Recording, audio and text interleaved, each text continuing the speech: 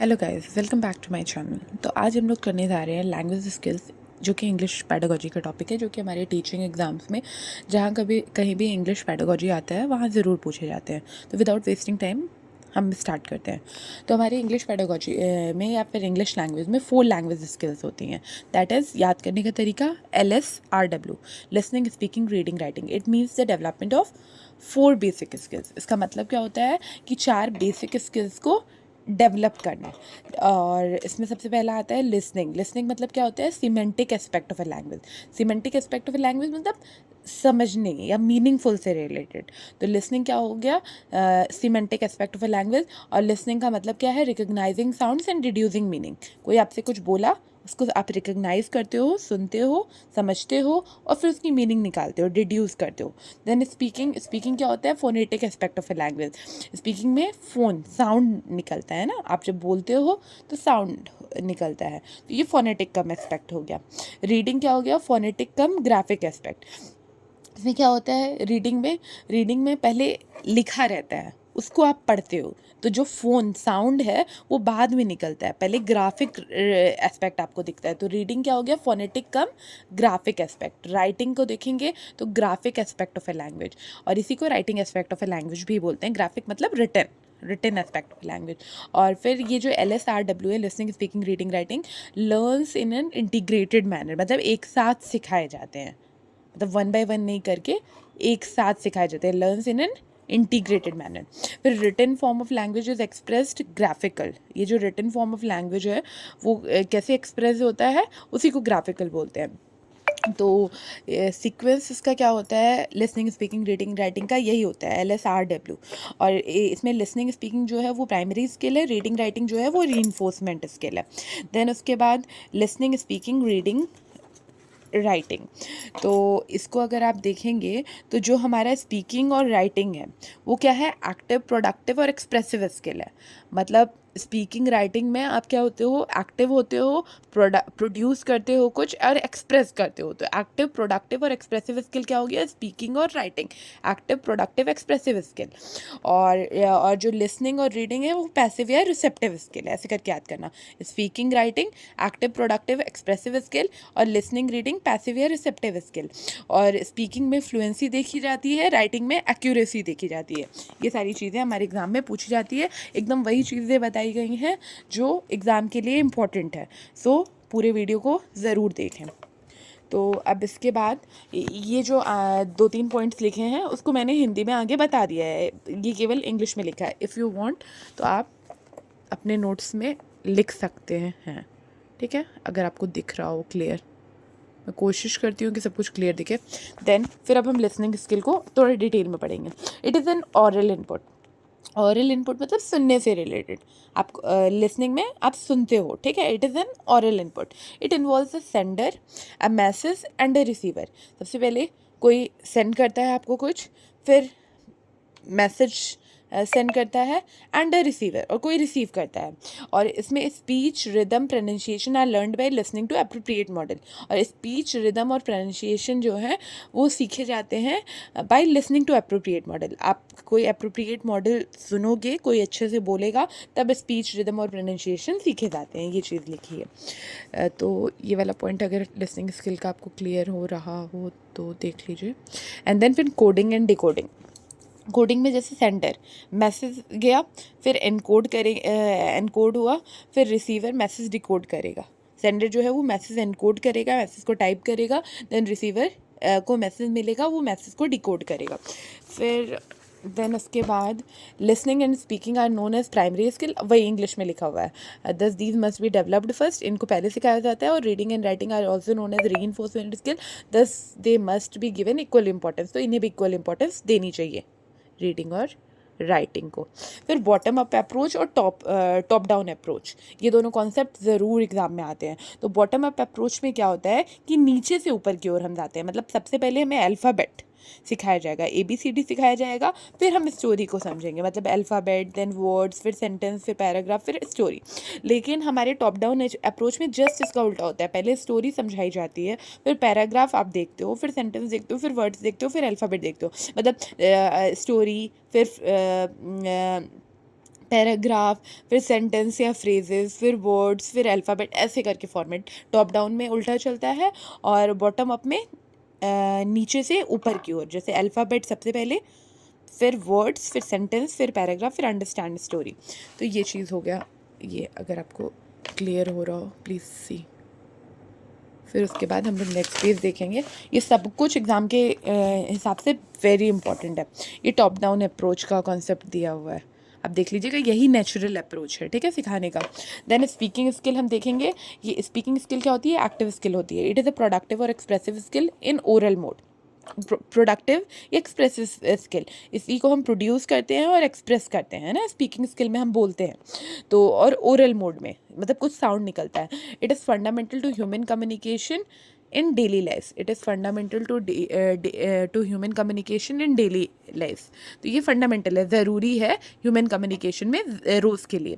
Listening and speaking can not be assist with the pen paper test. और listening और speaking को कोई pen paper test के द्वारा असेस नहीं किया जा सकता है, मतलब इसको टेस्ट के द्वारा कोई इसका असेसमेंट नहीं हो सकता है। स्पीकिंग सिचुएशंस क्या क्या होती हैं?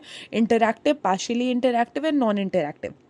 इंटरैक्टिव में टू वे कम्युनिकेशन होता है, मतलब दो पर्सन रहेंगे आपस में इंटरैक्ट करेंगे। पार्शियली इंटरैक्टिव, लेस इंटरैक्शन, मतलब कम इंटरैक्शन होगा। नॉन इंटरैक्टिव मतलब कोई इंटरैक्शन नहीं होगा। फिर रीडिंग स्किल देखेंगे। फोनेटिक कम ग्राफिक स्किल, ये आप पढ़ ही लिए हो। ये एक रिसेप्टिव स्किल होती है जो कि रिटन फॉर्म में होती है। It is a receptive skill जिसको रिसीव किया जाता है, जो कि रिटन फॉर्म में होती है। देन उसके बाद अपन देखेंगे तो types of reading. Types of reading से भी बहुत कुछ अपने एग्जाम में आता है। दैट इज़ यहाँ पे लिखा हुआ है loud reading, silent reading, extensive reading, intensive reading, extensive reading. तो लाउड रीडिंग में लिखा है, लाउड रीडिंग जो है वो बिगिनर्स के लिए होती है, good for initial stage, improves pronunciation. Loud reading beginners के लिए होती है, good for initial stage, improves pronunciation. और साइलेंट रीडिंग स्पीड और कंसंट्रेशन बढ़ाती है। इंटेंसिव रीडिंग स्पेसिफिक डिटेल्स को पढ़ने के लिए स्लो पढ़ी जाती है, और कोई स्पेसिफिक डिटेल को पढ़ने के लिए इंटेंसिव रीडिंग होती है। और इसी के अंदर स्कैनिंग भी आता है, और स्कैनिंग और स्कीमिंग का क्वेश्चन अक्सर पूछा जाता है। मतलब स्कैनिंग में किस लिए पढ़ी जाती है? तो स्पेसिफिक डिटेल या इन्फॉर्मेशन को पाने के लिए। इंटेंसिव रीडिंग में भी वही होता है। तो स्कैनिंग को हमेशा इंटेंसिव रीडिंग से आप रिलेट कर सकते हो। उसी तरह एक्सटेंसिव रीडिंग में फॉर ए जनरल आइडिया और जस्ट कंपैरेटिवली फास्ट पढ़ी जाती है, और पैसिव वोकेबुलरी को बढ़ाता है। मतलब एक्सटेंसिव रीडिंग जो है वो पैसिव वोकेबुलरी को बढ़ाता है, और एक्सटेंसिव रीडिंग के अंदर ही स्किमिंग आता है। स्किमिंग मतलब जनरल आइडिया या जिस्ट या समरी के लिए पढ़ी जाती है। और ये एक्सटेंसिव रीडिंग के अंदर आप स्किमिंग को रिलेट कर लोगे, इंटेंसिव रीडिंग के अंदर आप किसको रिलेट कर लोगे? स्कैनिंग को रिलेट कर लोगे। देन उसके बाद हम इंटेंसिव रीडिंग का थोड़ा डिटेल पढ़ेंगे। It means reading the text in parts for a detail के लिए, that is it is a detailed study of the text, detail में पढ़ा जाता है। It increases the active vocabulary, ये एक्टिव वोकेबुलरी को बढ़ाता है। It has to understand each and every detail precisely, read a text for specific information, ये specific information को पाने के लिए। जैसा कि मैंने पहले ही बताया कि इंटेंसिव रीडिंग का रिलेशन किससे है? स्कैनिंग से है। और स्कैनिंग का क्वेश्चन ऑलवेज एग्जाम में पूछा जाता है। That is scanning is use to take specific details from the text. कोई भी स्पेसिफिक डिटेल या स्पेसिफिक इन्फॉर्मेशन को पाने के लिए हम स्कैनिंग का यूज़ करते हैं। तो स्कैनिंग क्वेश्चन में अक्सर पूछा जाता है, और उसमें क्वेश्चन में दिया रहेगा स्पेसिफिक डिटेल या स्पेसिफिक इन्फॉर्मेशन को पाने के लिए कौन सा मेथड यूज़ करते हैं? तो स्कैनिंग यूज़ करते हैं।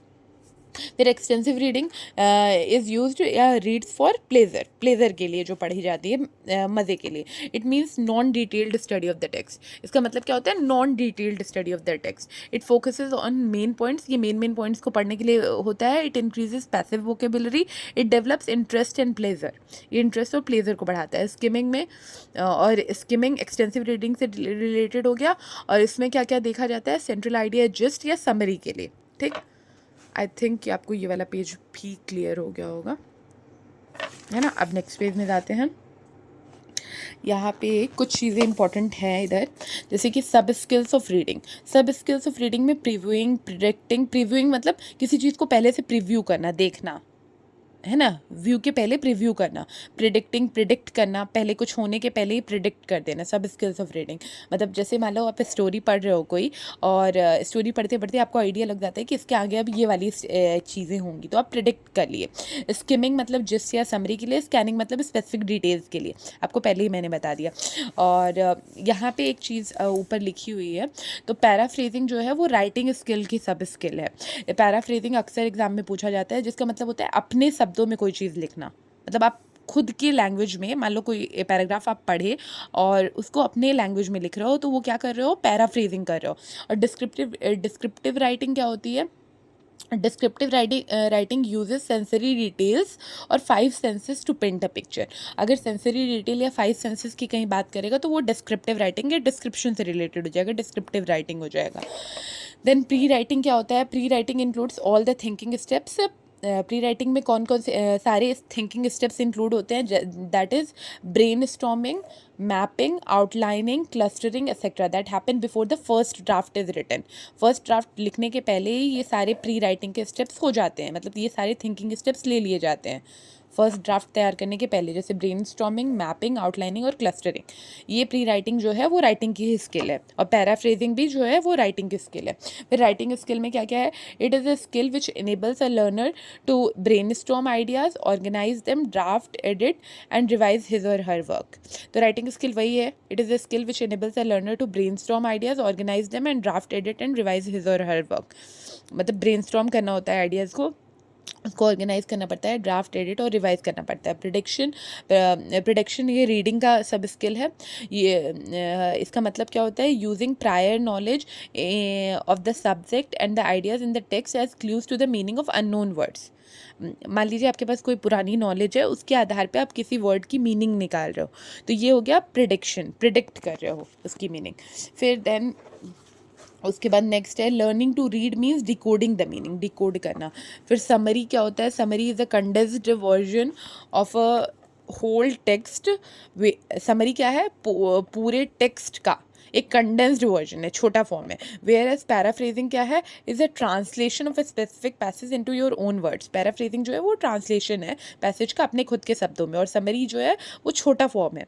फिर कोहेरेंस क्या होता है? कोहेरेंस जो है वो ensures logical consistency. Coherence is the logic of the text, it ensures that sequence of ideas make sense to the reader. मतलब किस सीक्वेंस में लिखा हुआ है वो हो गया कोहेरेंस।